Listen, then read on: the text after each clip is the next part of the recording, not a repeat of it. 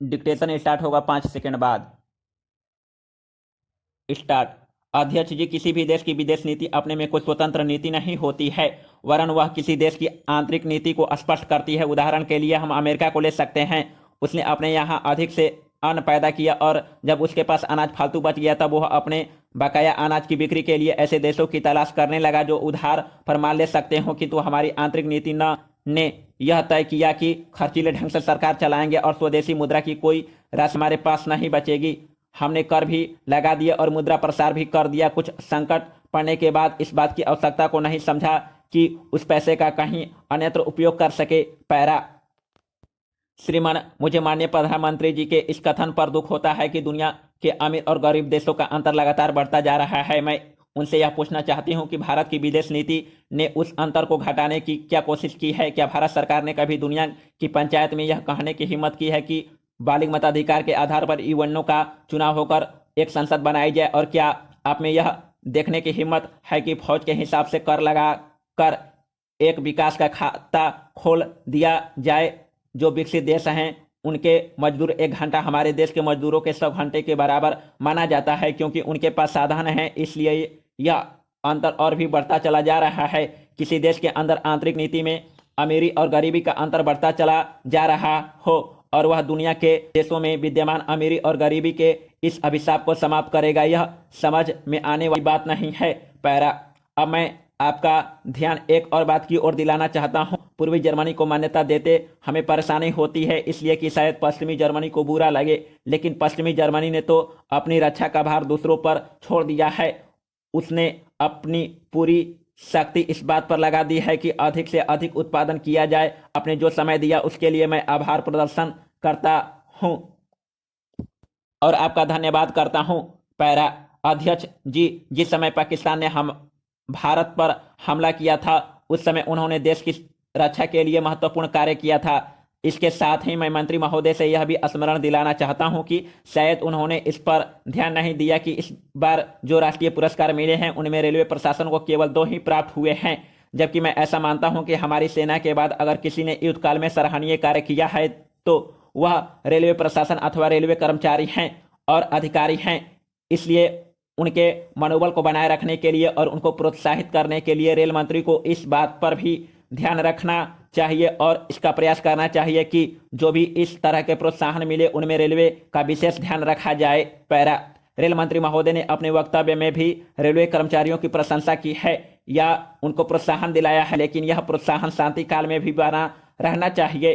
Railway ने युद्ध काल में जो काम किया वह तो देश की रक्षा का महान उद्देश्य था, लेकिन उसके बाद देश के निर्माण में या गरीबी मिटाने के लिए जो युद्ध होता है उसमें भी प्रत्येक रेलवे कर्मचारी का मनोबल उसी तरीके से बना रहे, इसके लिए भी रेल मंत्री महोदय को कुछ कदम उठाने की आवश्यकता है।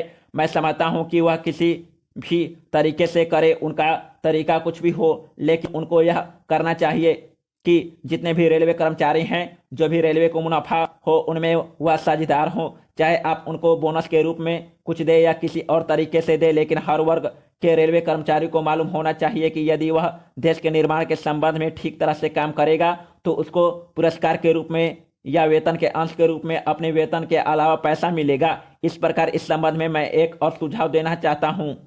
स्वतंत्रता के बाद रेल प्रशासन भारत सरकार का प्रशासन हो गया, लेकिन वह लोकसभा एक विशेष उद्देश्य से को लेकर चुनी गई है।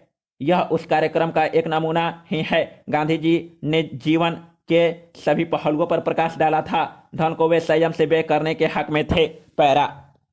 उपाध्यक्ष महोदय, मैं समझता हूं कि अब तक इस वैदेशिक नीति पर न केवल इस ओर के सदस्यों ने ही बल्कि दूसरी ओर के सदस्यों ने भी प्रधानमंत्री जी को धन्यवाद दिया है, इसलिए मैं अपनी तरफ से धन्यवाद देकर उनका बोझ बढ़ाना नहीं चाहता। पैरा। इसमें कोई संदेह नहीं कि इस सदन के सभी सदस्य चाहे वे किसी भी पार्टी से संबंध रखते हों, इस बात से पूरे सहमत हैं कि हमारी विदेश नीति ने संसार में हमारा सिर ऊंचा उठा दिया है। हमने पंचशील के सिद्धांत को संसार के सामने रखा है। यदि हम उसके आधारभूत सिद्धांत पर दृष्टिपात करें तो हमको पता चलता है कि हमने संसार में एक जो सबसे बड़ा काम किया है वह यह है कि हमने तनाव को कम करने का प्रयत्न किया है। पैरा। जिस समय हमने नई नई स्वतंत्रता प्राप्त की तो हमारे सामने बहुत से प्रश्न थे, उनके साथ ही हमारे 2 बड़े गुट थे जो कि एटम बम और दूसरे बम लिए हुए हमको चुनौती दे रहे थे कि अगर हमने उनमें से किसी एक गुट में सम्मिलित नहीं हुए तो हमको बड़ी कठिनाई होगी। उस समय भी हमारे प्रधानमंत्री ने हमारे देश की वैदेशिक नीति को इसी स्तर पर रखा जिसके कारण आज हम संसार में अपना सिर ऊंचा उठा सकते हैं। हमने जो संसार के सामने पंचशील के सिद्धांत को रखा उसका सबसे बड़ा फल यह हुआ कि एक सम्मेलन हुआ जिसकी ओर मैं आपका ध्यान दिलाना चाहता हूं। इस सम्मेलन में बड़े उत्साह के साथ संसार के 29 राष्ट्रों ने, जो कि एशिया और अफ्रीका से संबंध रखते थे, यह घोषणा की कि हम संसार में तनाव कम करना चाहते हैं और साथ ही हम यह चाहते हैं कि संसार में जो विभिन्न सामाजिक और आर्थिक नीतियां हैं वे साथ साथ चल सके। हमारी वैदेशिक नीति जो सबसे महत्वपूर्ण चीज है वह है सह अस्तित्व की भावना। उसी भावना के फलस्वरूप हम देखते हैं कि आज कोरिया का युद्ध नहीं हुआ, जो कि एक तीसरे विश्व युद्ध के रूप में परिवर्तित हो सकता है। हमारी इस नीति के कारण हमारे अमेरिकी मित्र हमसे कुछ अप्रसन्न भी हो गए, लेकिन यदि हम ऐसा न करते तो आज संसार को तीसरा युद्ध देखना पड़ता। मैं बहुत ज्यादा समय नहीं लूंगा, थोड़ा ही लूंगा। पैरा उपाध्यक्ष महोदय, मैं निवेदन कर रहा था कि जब हम कोई प्रश्न उठाए तो यह देखें कि हम इसमें से कहां तक बढ़ा सकते हैं। किसी चीज का मूल्य क्या हो, महंगी पड़े या सस्ती पड़े, इसको हमें विशेष नहीं देखना है। गांधी जी ने कितनी ही बार हम लोगों को यह बात समझाई कि मूल्य की किसी चीज का रुपए पैसे में क्या है, यह कोई महत्व की बात नहीं है। आप जानते होंगे कि एक वस्तु जो कि हमारे देश में बहुत सस्ती मिलती है वहीं वस्तु दूसरे देश में महंगी मिलती है। पैरा इतना निवेदन करने के बाद अब मैं श्रम विभाग की जो रिपोर्ट है उसकी एक मत की ओर तुरंत आ जाता हूं। जैसा कि पहले मैंने कहा, मैं समझता हूं कि हमारे इस श्रम विभाग का महत्व दिन प्रतिदिन बढ़ेगा। बहुत से प्रश्न हैं जिनकी तरफ आपका ध्यान भी नहीं है, उन प्रश्नों को आपको लेना पड़ेगा। आज आपका श्रम विभाग अधिकतर औद्योगिक श्रमिकों की ओर ध्यान दे रहा है। अभी हमारे माननीय सदस्य ने जो खेतीहर मजदूरों की दशा सुधारने की ओर भी आपका ध्यान दिलाया था और बतलाया था कि आज उनकी कैसी खराब हालत हो रही है। मैं उनसे पूरी तरह सहमत हूं। हमारी सरकार का ध्यान देहाती श्रमिकों की ओर नहीं गया है, उनकी बुरी हालत है। आपने उनकी दशा सुधारने के लिए क्या किया है?